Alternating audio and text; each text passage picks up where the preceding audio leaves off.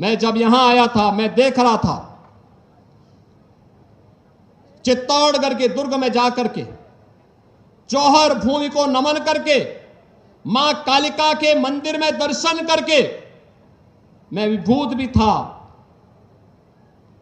भाषा अवरुद्ध थी, भावनाओं से भरी हुई थी और इस बात को लेकर के भरी हुई थी।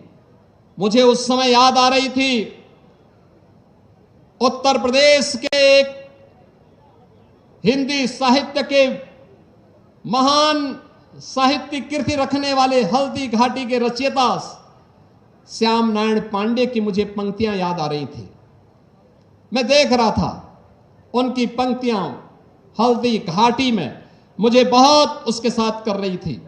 मैं चित्तौड़गढ़ को जब देख रहा था, इस वीर भूमि को जब मैं देखता हूं और मुझे याद आती है उनकी पंक्तियां कि एक लिंग का आसन है, इस पर न किसी का शासन है।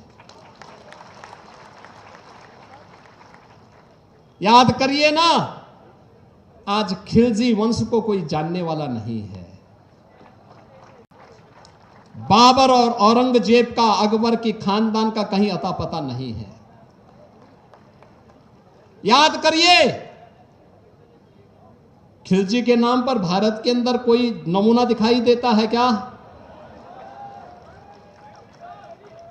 अकबर या बाबर या औरंगजेब के नाम पर कोई दिखाई देता है क्या? कोई सोहदा दिखाई देता है क्या? कोई नहीं दिखाई देता होगा। लेकिन महाराणा प्रताप की वंशावली, महाराजे साहब की उपस्थिति आज भी सैकड़ों वर्षों के बाद हमारे सामने है।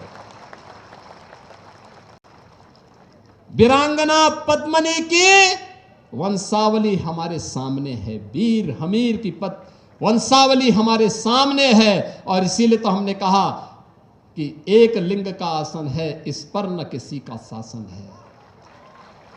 नित सिहक रहा कमलासन है, यह सिंहासन सिंहासन है।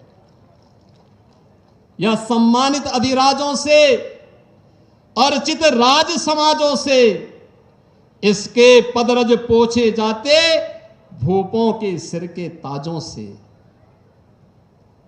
इसकी रक्षा के लिए हुई कुर्बानी पर कुर्बानी है, और राणा तो इसकी रक्षा कर या सिंहासन अभिमानी है।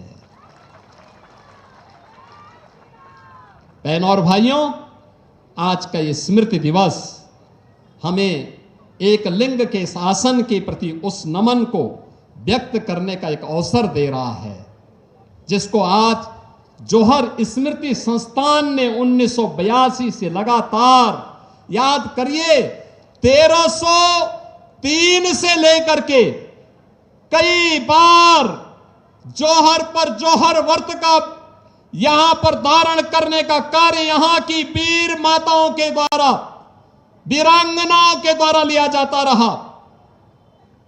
लेकिन आजादी के बाद ये प्रेरणा जिस राजऋषि को प्राप्त हुई, मैं उनकी स्मृतियों को भी नमन करता हूं, जिन्होंने वर्तमान पीढ़ी को इस बात का एहसास कराया कि आने वाली समय में ऐसी स्थिति पैदा मत होने देना कि हमारी बेटी और बहनों को, हमारी माताओं को जौहर व्रत धारण करना पड़े। इस प्रकार की परिस्थितियां न पैदा हो। और जिससे आज हम सब यहां पर एकत्र हुए हैं,